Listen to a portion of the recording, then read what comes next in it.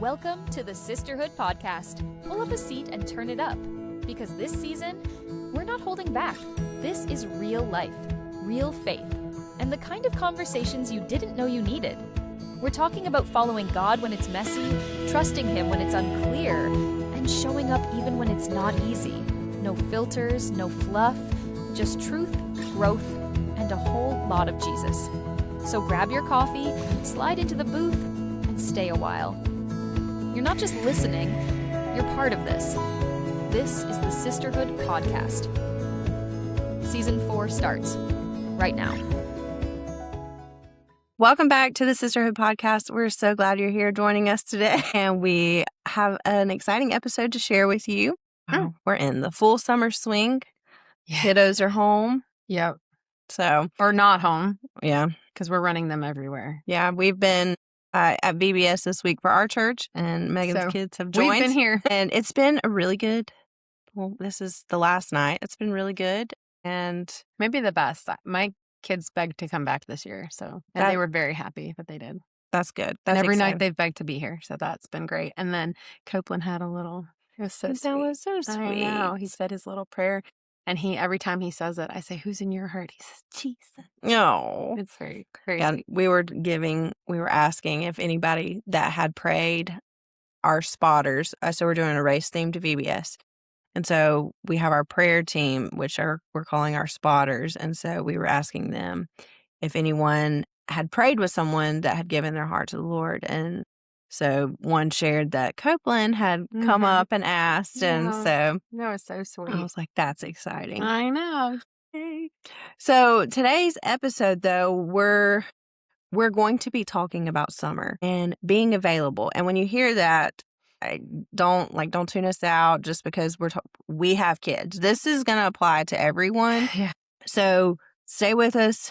Don't tune out, because this summer, I think last summer we talked about being in the stillness of summer Present. And slowing down and being okay with the in between, slow seasons. Yeah. Because God's doing something in preparation in those seasons. That was all that content. Yeah. So this summer we're shifting. It's not like last summer. Yeah, it's not like last summer. This summer we're looking at a way of breaking out of our routines. So maybe your evenings are a little longer. Thankfully. Yes. Maybe work slows down. Megan's has not slowed down. I can't say anything. Mine hasn't either. Yeah, probably, likely not. But. Yeah. Megan's not slowing down. I'm not slowing down. Maybe you're taking some vacation time. I will in July. Yeah, me too. Yeah, Or there may be a couple weeks where we just are not there, so surprise. The missing hood. Sorry. Maybe you're a teacher who has finally got a break. So thankful for you. Yes. You are a treasure. Yes. Or maybe you're an empty nester and you're looking forward to traveling. I hope that is for you this year or this summer. Maybe one day. Yeah, maybe. Probably not. Whatever the season that you are in, summer often creates some kind of space. The question is, what are we doing with it? So let's go back, though, and talk about what summer meant to you when you were younger. So as much as I get made fun of for this, I was homeschooled. And so summer was different for us. We still schooled through the summer, but we lived on an island. So we could walk out our door of our house, walk down the street, and we're at the beach. Yeah. So summer for us was more about the weekends when my dad was off work. And then we'd all get all ready. And I loved it because we didn't have to drive somewhere. Now as an adult, I hate going somewhere, getting sandy, and having to get in a car and drive. That's the worst. I know it's a small thing, but I just never had that experience as a child. We would make egg salad sandwiches. They were so good. And this is going to sound gross. I know it's going to sound gross. Warm egg salad sandwiches on the beach, bag of Doritos chips, all of the fruit. I feel like we had so much watermelon. Yeah. And we'd spend all day at the beach. We'd be fishing. We'd be tubing. And then we'd come home and Dad would grill hot dogs. And we'd have hot dogs and applesauce, sweetheart. And that's what he would say every time. And that Kraft mac and cheese out of the box, the stuff that has the bad stuff for all the kids with all the chemical. I loved it. I grew up on it. My hair's not falling out yet. Winning. Yeah. So that was summer for me. So where you had the beach, there was 4 of us, and we've shared, obviously, there was a lot of us now. But growing up, there was only 4 of us. Mm-hmm. And with my dad being a pastor, he still worked. He helped my papa in building houses. And so kind of the same thing. We had to wait until the weekend. And with him pastoring too, we obviously had to wait like Just Saturday, really, probably. Saturday. We'd get Fridays sometimes. Maybe after church. And then or after in church. between. Yeah. And so ours was the lake. And I loved going to the lake. And I love going to the lake now. Now, my husband, he does not like pleasure boaters because he is a fisherman on the lake. And he says that pleasure boaters get in the way. They do, and they scare the fish. Yeah, apparently. Yeah, it's a real thing because we're fisher boaters. Yeah. We were pleasure layers on the shores. You're welcome. But yeah, so we tubed, we did all the things, fun. and we just, I mean, all the reels that are like these kids nowadays tubing, and they have so no soft. Like my dad, I've seen him even with this second set. He's so soft. I'm like, we were literally thrashing flying us in the air. Yeah, you were hoping for a Jaws part 4 scenario to come along. Yes. So it was all of those things and more, and we would camp, and we would camp and stay there with Mom, and Dad was intentional about like taking a week off too, so that we had like a whole week together. Yeah, there were sometimes like we would go like to your away, but it had to be really planned out. Like otherwise we had to wait like you did the weekend. So that was my summer, and I'm like, I think now too with Charlie, I'm like, our summers, I mean, we have like our family vacation that we do in July. I was about to say January. In July, but it's with our whole family. And so I told Caleb I want to be more intentional about just taking time for us. Isn't it funny though? We are put a lot of pressure on ourselves to like spend every moment of summer with our kids. And now that we're talking about it, I'm like, I mean, we really did a lot of self-play like as kids. Because my mom was raising 5 and my dad was working. So weekends were really when we had our summertime experiences. Yeah. And I have great memories. Yeah. And it was really 2 days. Yeah. And so right now I find myself like, how can I be there for them today? How can I be there for them tomorrow? And it's like, but I also need to be at work. And then I have immense guilt because I can't be everywhere. Yeah. Well, and Charlie doesn't, she's at this point where she doesn't want to spend the night at home anymore. She wants to spend the night everywhere else but home. And we're like, no, you need to be home with Mommy and Daddy because this is where you live. Yeah.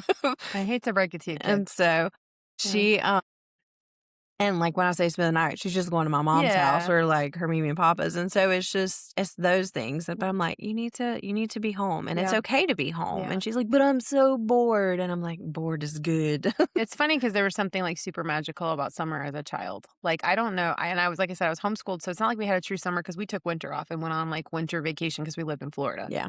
So we made a really good point of having a different experience than we normally would because we lived on the beach. But it still felt magical. Like it felt like you had no plan. And so you could anything was possible kind of thing. And yeah. So somewhere along the way in our experiences of summer, adulthood happened. I don't remember that happening. And I did not make a choice. Yeah. We have calendars, responsibilities, bills, schedules. I feel like the Grinch when he's like, can cancel that again. Appointments. Solve world hunger? Tell no one.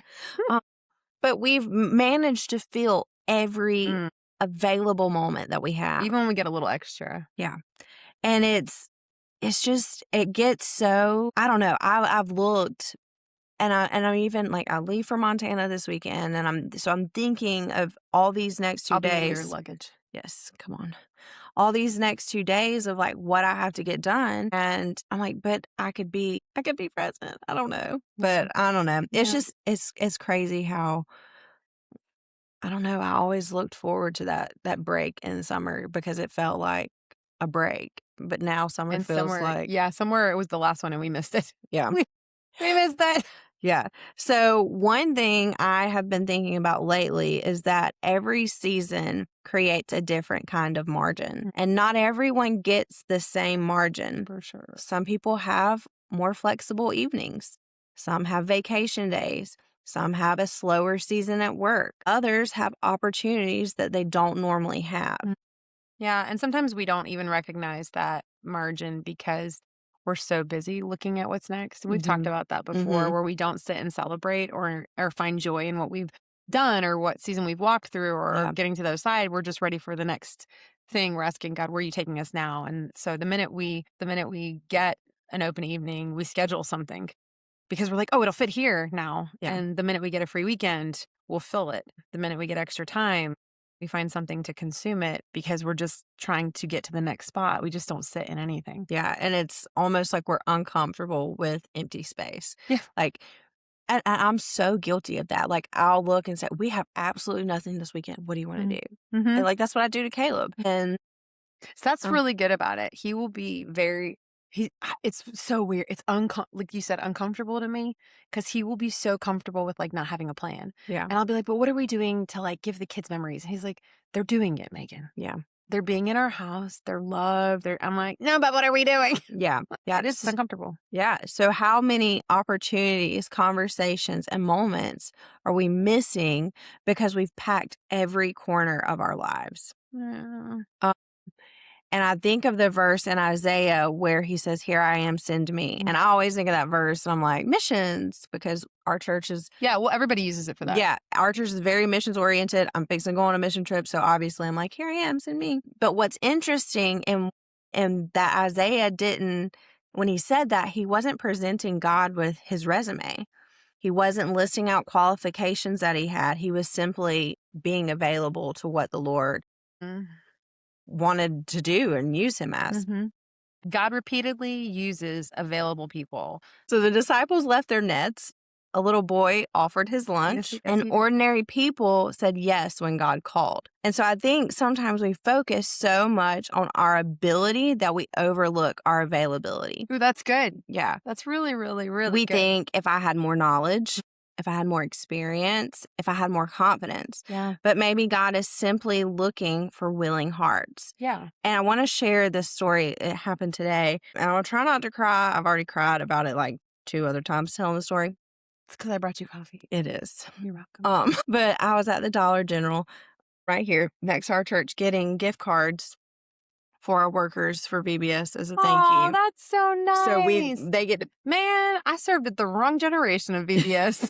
yeah, get gift cards, and that's such a good way to appreciate them because it doesn't matter. Yeah, it matters that you choose. get to appreciate them. I love that. Yeah. Continue. I'm sorry. But anyway, so I was there getting it, and I was in line. And this man, he was an older gentleman, he was coming up in line and he was like hunched way over his buggy. And you could just tell he was in a lot of pain.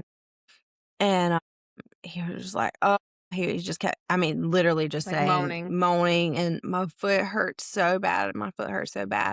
And so as he got, like, we were fixing to go to check out. And I was like, Charlie, hang on, back up just a second. I was like, I'm going to let him go first and then we'll get in line or we'll get in behind him. And so he comes up and I'm like, you can come on. You seem like you're hurting. I was like, let's get you checked out so you can get on off your foot and everything. And so he gets up there and the cashier, she had recognized him from being in there a couple of times. And so she grabbed all his, like came around, grabbed all of his stuff out of the buggy, checked it out, put it in bags, put it in his buggy.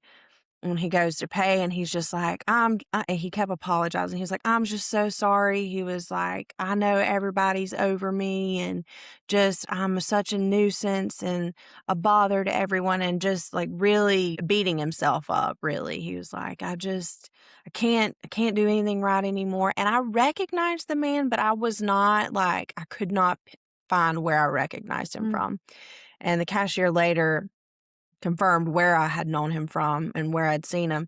But anyway, so he just keeps going on and he paid for his stuff and then he came back and he got cash out and so he was trying to put that up.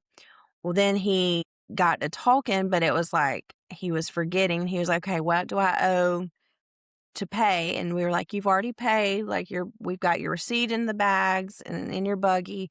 You just need to put your money in your wallet now. And he was just, again, I'm so sorry. And so I finally just stopped him and I was like, I said, what's your name? And he told me his name and I said, can I pray for you? And I've prayed for people in public before. That doesn't bothering. But it was just like I knew that I was supposed to stop and pray for him. And I thought he was going to say no. And he was just like, it's just going to have to be quick because I got to get off this foot. It's hurt me so bad. And it was like he was in a hurry, but he couldn't just go. And so I just was like, Lord, I said, I pray for this gentleman. And I was like, please bring healing to his body and to his feet. And he just kept saying, he was like, I'm just so scared and I have so much fear. And so he's saying all this. And so I'm sitting there praying for him. I'm crying. I'm trying not to let him know that I'm crying. But at this point, there's no way. And then I look up and he's crying. And then the cashier's crying. And I'm just like, I was like, Lord, and I'm not saying any of this. This goes with what we're discussing. But it was just, he was like, everyone that I fought with in the war has died. And he was like, I'm so alone. And he's like, everybody's just done with me. Everybody. And I was like, Lord, just please let him know that he is loved and that he is cared for and that you see him and that he's not alone in this. And he had a driver, a taxi driver. I didn't know taxis came to Dykesville, but they do. And this guy, I think, regularly picks him up. And so he got in the car and me and the cashier were talking. And it just was, had I need to get these and get back up to the church, just went ahead and got the gift cards. And because I was getting so many gift cards, each one takes 5 seconds to activate and go through the whole thing as you're checking out. And had I, in my hurry, not stopped and made myself available for this man, I would have missed a moment where God was asking me to say yes. A simple yes. A simple yes. And so, not because you are prepared for it, just because you're willing. Yes. And so in all of this, when we suddenly have a little extra time, where does it go? Are we looking to again fill it with something, or can we just say yes? Yeah. Not from, I think it's important when we ask that question that this isn't from a place of guilt, but a place of honesty and I think self-awareness and reflection. Like, do we spend that extra time we're gifted? Are we doom scrolling? Are we watching another show? Are we constantly staying as distracted as possible because to your point, we're uncomfortable with the space that's being gifted to us? Yeah. Or do we use some of that time intentionally? Yeah. Because where our time goes, it often reveals what we value. And if I was looking at, well, I've got to get back up to the church because I've got to get ready for VBS. Again, what moment was I missing? I may never see Russ again. That was his name. So if you can pray for Russ, please do. I think he needs all the prayers he can get at this time. But where we spend our time, where our time goes to, again, it reveals what we value. If we're constantly, and we've talked about this before, if we're constantly on our phones or if we're constantly consumed with all these other things, that's where our time is going at this point. Yeah, because our schedules reveal a lot about what matters to us. Like, we can sit there and say family is the most important thing. When we have interviews, work-life balance is the most important thing. Yeah. But your schedule says something different. It's funny, not funny, but we had this talk last night when we were leaving VBS because the boys were so on a different level of energy and I just needed some non-energy for just a few minutes. And they were like, okay, well, thank you. And I'm sorry. And thank you for everything. And I'm sorry. Thank you for taking us. And I'm sorry. I was like, don't say it. Don't say it. Show me. Yeah. Show me. I'd rather your actions tell me so you don't have to. Yeah. And so we were talking about actions speaking louder than words. We talked again about it today. And that's basically what we're talking about here. Yeah. Is your schedule and the things you make time for show everyone what's important. Yeah. Well, and if someone was to look at your schedule today and saw how you spent your extra time this summer, what would they say matters most to you? And that's a hard question to answer because what's it going to reveal? Is it going to reveal that faith, relationships, community, and growth are the priority of our summer? Or is it going to tell a different story? Yeah, I guess when we're thinking about if we're thinking about summer differently than we have in the past, then we're thinking about what could God do with one open spot this summer? What if this summer is not about doing more? Yeah. What if it is about making room to be comfortable. Yeah. And be yes. Yeah. And say yes. And we talked about that a couple episodes ago. It's becoming a common theme. Maybe the Lord's trying to share something with us first. Yes. But making room for a conversation, making room for rest, instead of saying yes to one more thing, making room for friendship. This was something that we even had to do. Yeah. And Yeah. we're calling, we are friends and we call ourselves sisterhood, sisters, all of those things. But we had to make room for our friendship when we were scheduling Wednesday lunches. Those haven't happened because again, life, summer and kids and schedules and all those things. But at the end of the day, we know that we have each other. And we also know that we have to make time. So even in the busyness of being busy, we know that there's inevitable points where you have to say, hey, if this is important, there has to be time here. Yeah. So also making room for serving someone other than yourself, and making room, this is the big one. It's a hard one. For God to interrupt our plans, because we like our plans. We like our schedules. We like our routine. And I think some of the most meaningful moments in life happen in the space we didn't schedule. Those just unplanned moments that turn into these wonderful memories of just a great time. And I think back on those childhood memories, some of those things were not planned. Most were not. Yeah, most were not, but I still remember them today. Yeah. So the conversations that run longer than expected, the opportunity that wasn't on the calendar, the person who needed encouragement, that happened today. And the invitation we almost said no to. Yeah. We pray a lot and we tell God to open doors and give us opportunities to speak into people's lives. And then we make no room for that. That's good. Yeah. And I think, because availability isn't about having an empty calendar, it's about having an open heart. And I think that's where impact happens. Yeah. So as we head into this summer, here's the question we want to leave with you. What are you making room for? Right? Not what you're accomplishing, not what you're buying, not where you're traveling, but what are you making room for? Yeah. At the end of the summer, what do you hope? What do I hope? What do you hope that you'll be glad you invested in? Would it be your faith or other relationships or your community? Rest, maybe some rest. Oh my gosh, growth. Yeah. What are you doing to better yourself? Are you going to invest there? Yeah. And the challenge isn't to add something new. Maybe it's to leave space open, and we're speaking to ourselves in this. One evening, one conversation, one opportunity, one moment where God can move. I think it's because we never know what God would do through someone who's just simply available, because we spend our whole lives trying to be so busy. Yeah. And we try to spend our lives looking at what we've accomplished or what we can accomplish. Yeah. We have a list of ideas and goals that I need to get this, and this done for this to be a successful, fun-filled, magical summer for my kid. And really, they just want you to be available too. That's the biggest thing for them. And if you're single or you don't have children yet, or your children are out of the home now. Yeah. Whatever, being available to the people in your lives that matter to you. Yes. That could be the biggest blessing. You don't have to do this, and this for it to be memorable, for it to be a moment that's... For sure. I was talking about this with one of my coworkers.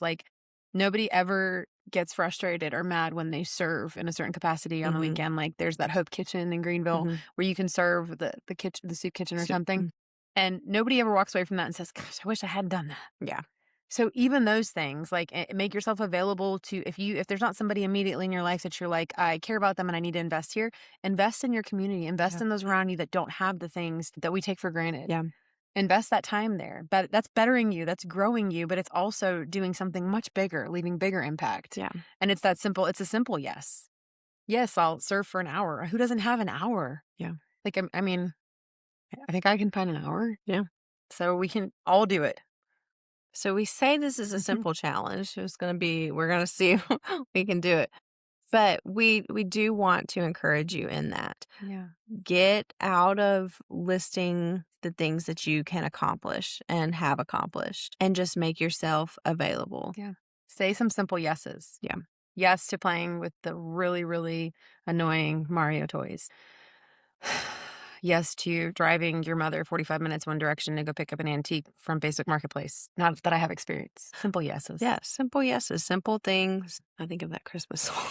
Simple things. La, la, la. Don't know. I don't know. But I think that might be also- from a program that we did here. Yes. Also, at this VBS, they're still doing Every Move I Make. And if you are a Yes. millennial from youth group, you know that song well. Yes, it's a good one. Oh, but it's a good one for this episode. What is it Yeah. called? Every move I make in you. Yeah. So You make there you me go. move, Jesus. There you go. Waves of mercy, waves of grace. Yeah. Yeah. Just simple yeses. Everywhere you look, small. you'll see his face. Oh, God bless him. Oh, my But- God. This love, how can it be? Sorry. Anyways, Mm. you are welcome for that. Mm. You are welcome. You are welcome. Yes. Say yes. Yeah. Leave space. Be comfortable with the space. Be comfortable with the uncomfortable space. We love you. So much. And Megan is going to have solo episode next week. Maybe I might join in from Montana. We'll see what it if looks we like. can wrangle her in. Get it there. 'Cause, See. you know, Montana, Cowboys, Yellowstone. Cowboys, yeehaw. We'll see what we can do. If not, it's just going to be Megan, and I will see you in 2 weeks. Megan will see you next week. But we love you guys. We're praying, and just say yes. Yeah. And be blessed. Bye. Thanks for being part of the Sisterhood podcast today. We don't take it lightly that you chose to spend this time with us, and our prayer is that every episode leaves you feeling encouraged, seen, and reminded that God is still working in your story.